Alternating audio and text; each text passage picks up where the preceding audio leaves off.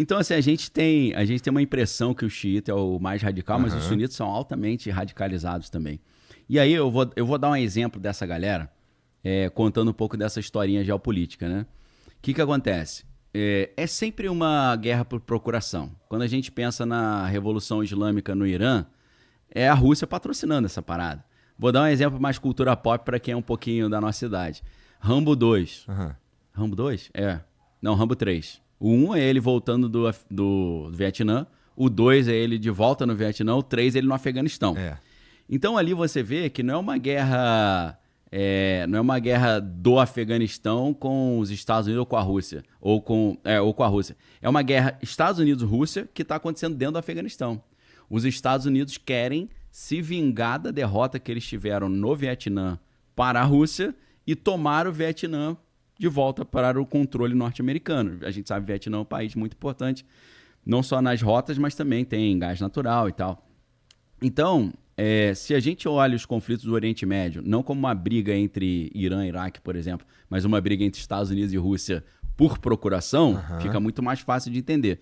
Vou dar um exemplo. E é claro que os Estados Unidos e Rússia vão explorar essas diferenças entre sunitas e xiitas para eles brigarem entre si, né?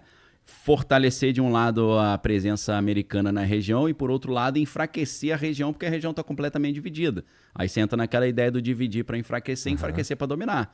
Né? Povos inimigos brigando são muito mais fáceis de serem dominados. Com certeza. Né? Então, o que acontece? Em 1978, a Rússia patrocina essa Revolução Islâmica com a Ayatollah, a gente conhece como Khomeini, mas lá eles falam Khomeini, né? Então eu vou falar Khomeini só para a galera entender o que a gente está falando.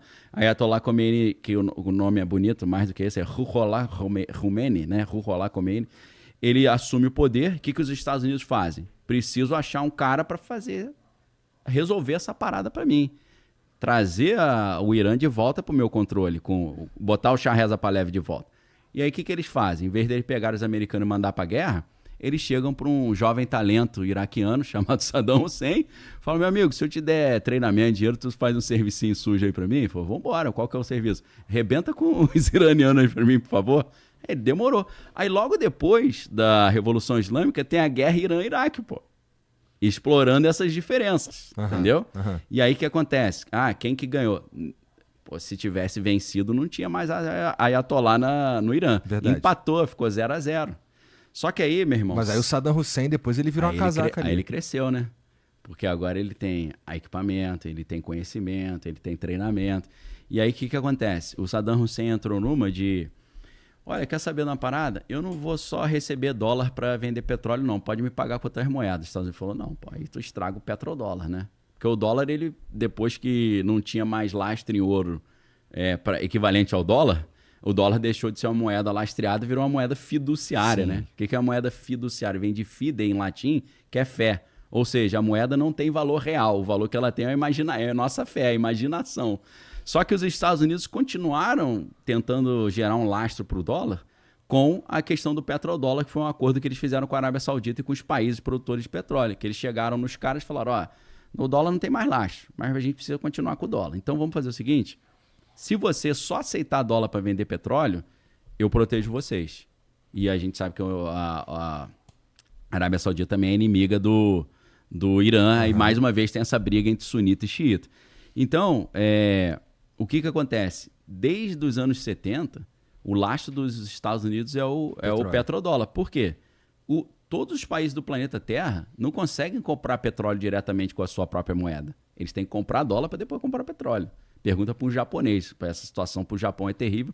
Inclusive, o Japão está prestes a gerar uma crise econômica terrível global por vários motivos. Primeiro motivo é que o Japão não é autossuficiente de petróleo. Ele precisa comprar petróleo. Como é que ele compra petróleo? Em dólar. Então, o que acontece? Se o dólar se distancia do iene, fica muito caro para ele comprar o petróleo. Então, tudo no Japão fica caro, a economia pode até quebrar. Esse é um problema. Se o petróleo sobe muito, quebra o Japão. Só que o Japão já está numa situação sensível, porque no Japão tem um negócio chamado carry trade. Carry trade é o seguinte, os juros no Japão, tradicionalmente, eram muito baratos. É tipo zero. É como se eu pegasse 10 mil contigo e daqui a 5 anos eu devolvesse os mesmos 10 mil. Aí o que os caras faziam? Eu pegava 10 mil contigo, investia num lugar que tinha 15% de juros e te devolvia os 10 mil, botava o juro no bolso. Esse é o carry trade. Só que para isso acontecer, e o mundo inteiro investe trilhões nisso, os juros do Japão tem que estar baixinho. O problema que está acontecendo agora, o juros do Japão está subindo. E aí eu peguei 10 mil contigo, daqui a pouco eu tenho que pagar 15 mil e eu só ganhei 13 lá na parada. De onde eu tiro os outros? E aí eu tô falando 15 mil, mas a gente tá falando de 15 bilhões. Isso, né? Centenas de bilhões. Se subir muito os juros no Japão, pode quebrar o mundo. Porque o cara vai chegar pro Japão e falar, pô, não tenho, cara, e agora? Como é que eu vou fazer? Agora complicou, né, irmão? Você não vai me pagar? Não comigo não, meu irmão. Entendeu? Tem bastante problema acontecendo no mundo, né? Vamos lá. Power MTG mandou R$20. Salve. Daniel, fale sobre a teoria do filme Matrix e Exterminador do Futuro, que são a mesma história, e também sobre a moeda XRP Ripple, criptomoeda que também aparece nos 2 filmes. Tem isso? Eu tô tentando me lembrar da... Ah, não, eu acho que aparece uma logo parecida com a logo da Ripple, que parece um X, assim, né? Ah, tá. Eu acho que é isso. O mesmo filme, eu nunca tinha escutado essa teoria, não. Vou precisar dar uma olhada, cara. Não conheço. De que os filmes tratam da mesma história? Estão conectados na mesma história. É, mais ou menos a mesma história mesmo, porque a história é o seguinte, o ser humano desenvolve a inteligência artificial e a inteligência artificial se levanta contra o homem e vira uma guerra do homem contra a máquina. É, mas a ideia de que os filmes estão conectados não sei, nunca... Não, acho que estão conectados por causa desse... Pela mesma ideia. É, a mesma ideia de base, né, de fundo. Agora, uma coisa legal pra caramba, ou aterrorizante... Depende do ponto de vista. Depende do seu ponto de vista. Pesquisa aí, Cyberdyne. Cyberdyne. Porque a empresa que cria os robôs no Exterminador do Futuro é a Cyberdyne Systems, né? Bota Cyberdyne aí pra você ver. Aí vai Cyberdyne.jp. Uma empresa japonesa de robôs. Cyberdyne, vamos ver. Oficialmente eles fabricam exoesqueletos. Entendi. Aí tem a teoria aí a alta alerta de conteúdo altamente conspiratório, né? Entendi. Cleaning Robot. Aí tem aqui o Cyberdyne Claw 2. Eu acho que é de 2003 a empresa. É? Tá, aí tem uns robozinhos aqui existindo, funcionando. Nesse caso aqui ele não é muito antropomórfico. Não dá muito medo, não. Esse daqui é mais tranquilo.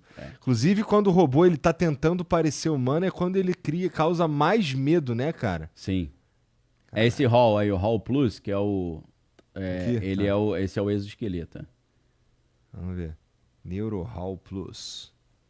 Olha lá, que você põe no corpo, né? Pra ficar mais forte e tal. Ah, tô vendo aqui, ó.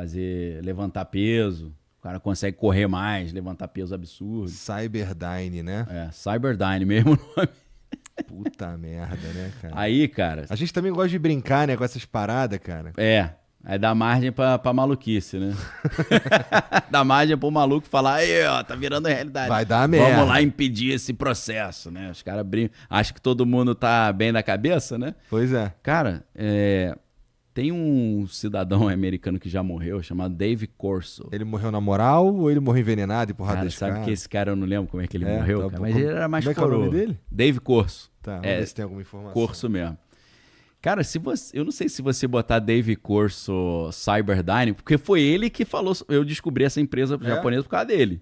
Se você botar Dave Corso Cyberdyne, talvez apareça alguma coisa, mas talvez só no DuckDuckGo, nesses outros buscadores que tu vai achar. Provavelmente, aqui não tem muita ligação, não. Cara, inclusive os vídeos que tem no Google você não acha, é mais no DuckDuck. Mas os vídeos estão no YouTube, mas buscando tu não acha. O que é isso aí, o DuckDuck o quê? DuckDuckGo é um buscador de internet.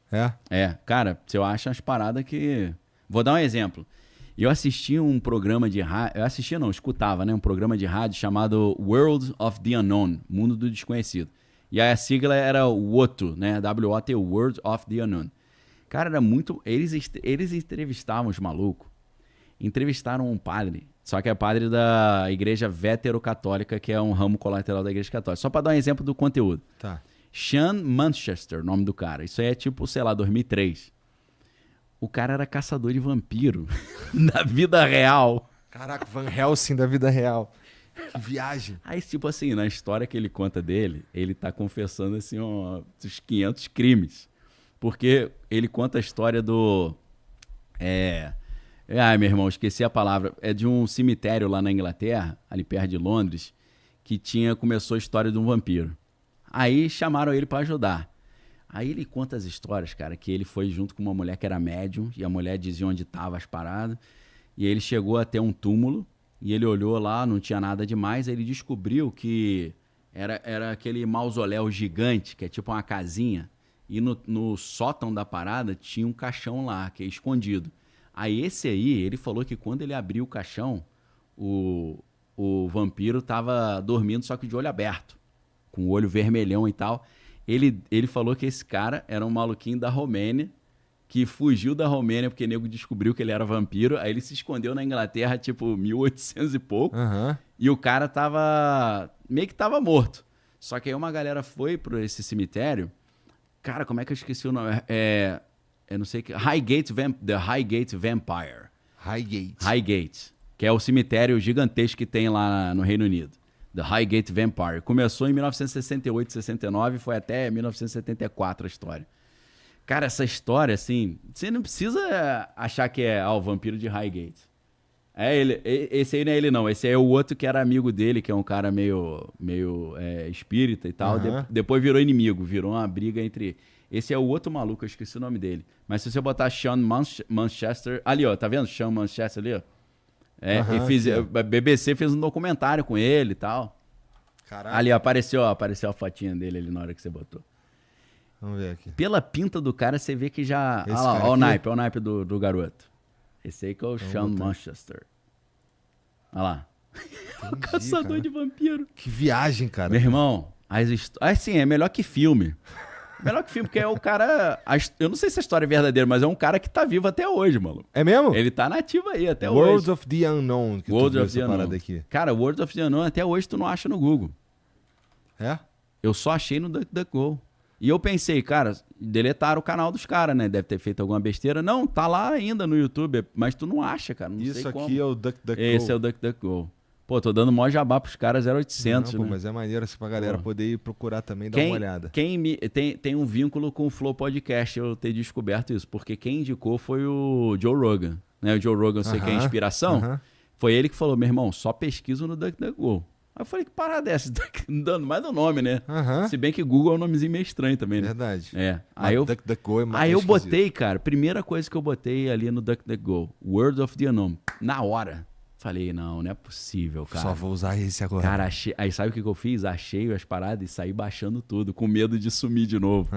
Só pra concluir essa história do vampiro, meu irmão, o cara disse que ele chegou, aí ele viu o defunto lá, ele já meteu uma estaca no peito na hora. Imagina, isso aí o cara tá vilipendiando cadáver. Vai que não é um vampiro, é parente de alguém. Porra! O cara tá invadindo. E ele contando essa história normal. Eu pensando, como é que não dá problema pra esse cara? Ele, não, meti logo a estaca, não sei o quê. Só que aí, o que aconteceu? Ele falou que esse defunto aí, o vampiro tava morto, mas a galera começou a fazer ritual satânico no cemitério e acordou o cara. O cara tava quietinho lá, acordaram ele. Ele começou a matar. Gente começou a aparecer morta. Gente vendo vulto, gente aparecendo com arranhão no corpo. O cara falando, pô, tinha um espírito me seguiu. Aí ele, deixa que eu resolvo essa parada. Aí o que ele fez? Ele falou, cara, não vai dar pra gente tirar o corpo daqui, né? Porque ele queria tirar, porque ele disse que você tem que meter a estaca no peito, arrancar a cabeça e depois botar fogo na carcaça. Ele falou, não vai dar pra fazer isso aqui, né? Aí o que eles fizeram? Ele falou que eles pegaram uns tijolinhos com cimento, acimentaram o caixão do cara. Aí ficou umas semanas tranquilo, aí a galera começou a falar que tava rolando de novo. Ele foi lá de novo e tava sem o cimento. E ele tava inteirinho, de novo. Aí ele falou, pô, e agora? Aí o que aconteceu? Começou tanta gente ir pro cemitério, virou uma confusão. Os caras, esses satanistas lá, segundo ele, tiraram o corpo do cemitério, o caixão, e levaram pra uma casa, uma mansão abandonada. E ele descobriu que os caras tinham feito isso, aí ele falou, fui lá na casa, invadiu a casa dos outros. Tá abandonado, mas deve ser de alguém, né? Tudo que ele falou, não sei se é verdade. Tirou o caixão dentro da casa, levou pra fora, cortou a cabeça do cara, meteu outro estaque e botou fogo no maluco lá no caixão. Caralho, que viagem. Aí eu falando, meu irmão, são as melhores histórias, pô. Aí fui procurar o World of the Unknown pra ouvir as historinhas de novo, sumiu. Só achei no DuckDuckGo. Caralho. Altas histórias, desse nível pra baixo. Só psicopata pra baixo. Essa é sinistra mesmo. Não, eu contei só a unha, né? Bom, a história é longa pra caramba. E uma história. Não, e tem vários livros sobre isso e tem um documentário aí nos streams da Highgate Vampire, que eu não assisti o documentário, mas deve ser legal pra caramba. Interessante pra quem gosta dessas maluquices, né? Eu gosto. Eu tenho um monte de gente que gosta dessas maluquices. Gosto. Isso aí dá Ibope. E você que tá assistindo esse vídeo aqui no Talk Flow, dá pra você virar membro, cara, do Flow agora. É um botãozinho do lado do botão de se inscrever. A gente faz um programa semanal só pros membros. Olha. Então fique esperto aí. Se quiser virar membro, tá bem aqui do lado, é mó merreca, custa menos de R$8, irmão.